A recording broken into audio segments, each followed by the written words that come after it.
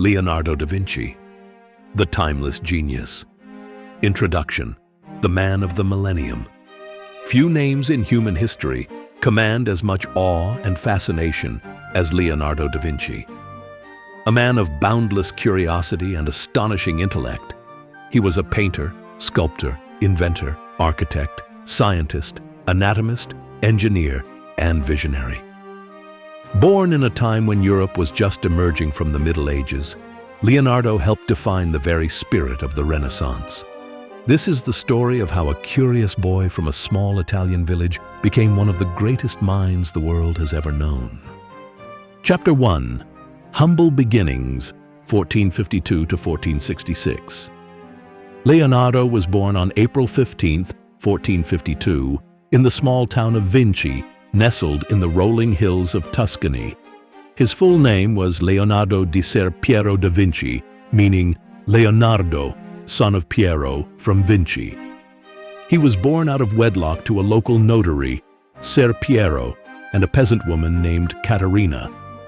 Because of his illegitimate status, Leonardo was barred from receiving a classical education in Latin and Greek, which was standard for sons of noble or scholarly families. But this disadvantage may have actually been a hidden blessing. It freed him from academic convention and allowed his mind to explore freely. From a young age, Leonardo showed an intense curiosity about the world around him. He would sketch plants, animals, and even the way water flowed in streams. It was clear early on that this was no ordinary child. Chapter 2. The Florentine Apprentice, 1466 to 1476. At around age 14, Leonardo moved to Florence, the cultural heart of the Renaissance. His father arranged an apprenticeship with Andrea del Verrocchio, one of the leading artists of the city. Verrocchio's workshop was a center of creativity and technical innovation.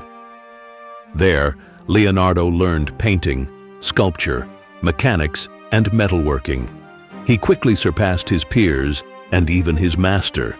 In fact, one famous story tells us that Leonardo painted an angel so beautifully in Verrocchio's painting, The Baptism of Christ, that Verrocchio, awestruck and humbled, swore never to paint again. During this time, Leonardo began keeping notebooks, sketching, questioning, and recording every observation. These journals would become some of the most famous documents in history. Chapter 3. The Mysterious Disappearance, 1476 to 1478. In 1476, Leonardo's life took a dark turn. He was anonymously accused of sodomy, a serious crime in Renaissance Florence, punishable by death. Though the charges were dropped due to lack of evidence, Leonardo withdrew from public life for nearly 2 years. He rarely spoke of this period, and his notebooks make little mention of it. But this traumatic experience may have shaped his secretive and deeply introspective nature. When he re-emerged, he was more focused than ever on his work. Chapter 4. The Court of Milan, 1482 to 1499. In the early 1480s, Leonardo moved to Milan seeking new opportunities. He sent the Duke of Milan, Ludovico Sforza, a letter, not as a painter, but as a military engineer. He listed his skills in building bridges, designing war machines, and fortifying cities. Yet despite his offer of weapons and war machines, Leonardo remained a pacifist at heart. His inventions, while technically advanced, were often impractical, leading some historians to believe he intentionally designed them not to work.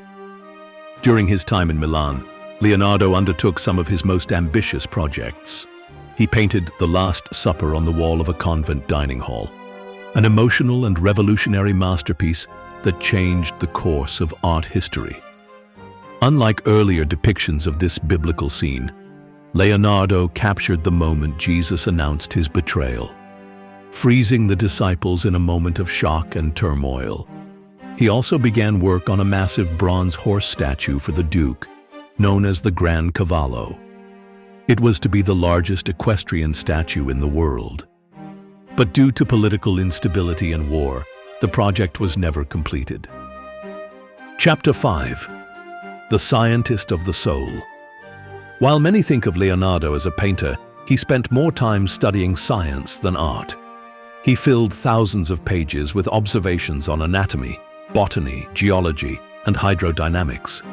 He dissected corpses in secret to understand the human body, producing drawings so accurate that some were used by medical students centuries later. He made pioneering studies of the brain, the heart, and even the fetus in the womb. Leonardo also developed theories of motion, light, and flight. His designs for flying machines, ornithopters, helicopters, and parachutes were centuries ahead of their time. Though none could actually fly using the materials of his era, his understanding of aerodynamics was remarkably accurate. Chapter 6. The Renaissance Man and the Robot. In 1495, Leonardo designed what some believe to be the world's first robot, a mechanical knight that could sit, wave its arms, and move its jaw. It was part of a spectacle at a court celebration. Leonardo's interests were truly limitless. He designed water-lifting devices, city plans, musical instruments, and even an early version of a machine gun. Despite his designs, he remained wary of the destructive power of technology. His engineering notebooks reveal an extraordinary mind always reaching beyond its time, creating inventions that would only become possible hundreds of years later. Chapter 7. War, Wandering, and Mona Lisa, 1499 to 1516. When the French invaded Milan in 1499, Leonardo fled. He wandered from city to city, Mantua, Venice, and finally back to Florence. It was during this time that he began painting the portrait that would become the most famous painting in the world, the Mona Lisa. Commissioned by a Florentine merchant, the painting depicted Lisa Gherardini, a seemingly ordinary woman. But Leonardo poured himself into the work, painting it over the course of several years, constantly refining the details. The Mona Lisa's enigmatic smile, subtle shading, called sfumato, and direct gaze broke new ground in portraiture. Leonardo never delivered the painting to the patron. Instead, he kept it with him for the rest of his life. He also returned to military engineering, working for Cesare Borgia, a ruthless commander and son of Pope Alexander VI. Leonardo designed maps, bridges, and siege devices for Borgia's campaigns. Yet even in these grim surroundings, Leonardo remained an observer, studying the world with relentless curiosity. Chapter 8. Rome and the Rivalry with Michelangelo. In 1513, Leonardo moved to Rome under the patronage of Giuliano de' Medici, brother of Pope Leo X. Though he was housed in the Vatican, Leonardo found himself isolated. Younger artists like Raphael and Michelangelo were now in the spotlight.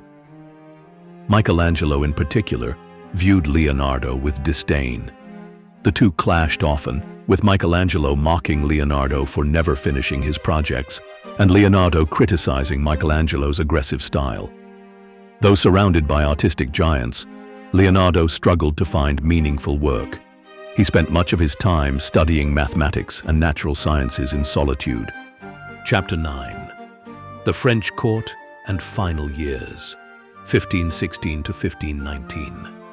In 1516, at the age of 64, Leonardo accepted an invitation from King Francis I of France, a great admirer of his genius. He moved to the Château du Clos Lucé, near the king's castle in Amboise. Francis gave Leonardo the title Premier Painter, Engineer, and Architect of the King, and allowed him to live comfortably in his final years. Leonardo brought with him his beloved notebooks, inventions, and the Mona Lisa. Though his health was declining, he had likely suffered a stroke. Leonardo continued to write and draw, even with one paralyzed hand. He died on May 2, 1519, at the age of 67. Legend has it that King Francis was at his side when he passed, calling Leonardo a man who had never lived another like him. Chapter 10. The Legacy of a Universal Genius. Leonardo's influence is impossible to measure. He left behind only a handful of completed paintings, but his notebooks, over 13,000 pages, are a treasure trove of insight and imagination. His work laid foundations in fields that wouldn't be formally established for centuries: aerodynamics, civil engineering, anatomy and robotics. Artists, scientists and thinkers from Michelangelo to Einstein have called Leonardo an inspiration. He was the ultimate polymath, a mind that refused to be confined by discipline, time, or convention. Closing thoughts. What we can learn from Leonardo. Leonardo da Vinci was more than a genius. He was a student of everything. He showed that curiosity is the engine of creativity, and that knowledge in one area fuels insight in another. He didn't see art and science as opposites. For him, they were two ways of exploring the same truth. In an age when we're encouraged to specialize, Leonardo reminds us of the power of broad curiosity, of asking questions no one else dares to ask, and of never losing the wonder that drives discovery. He wasn't just a man of the Renaissance. He was the Renaissance.